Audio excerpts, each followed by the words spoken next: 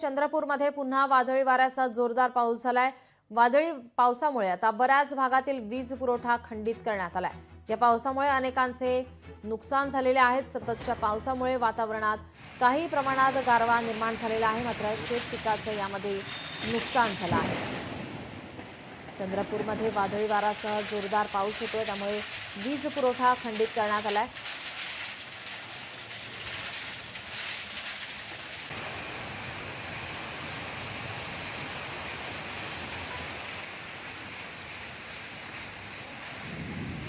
या पावसामुळे अनेकांचं मोठं नुकसान झालंय।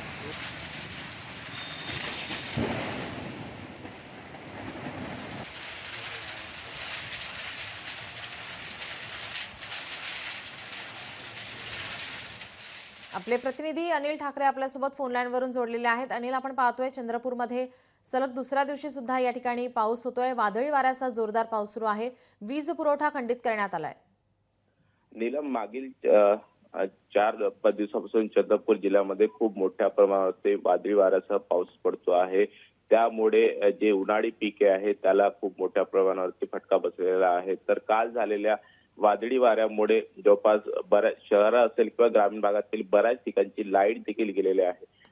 त्यासोबतच घरांचे देखील मोठे नुकसान झालेले आहेत। या संपूर्ण नुकसानाची आहे ती पाहणी करण्याचे आदेश देखील आता जिल्हाधिकारी विनय गौडा यांनी देखील दिलेले आहेत। जी, धन्यवाद अनिल, आपण दिलेल्या माहितीसाठी।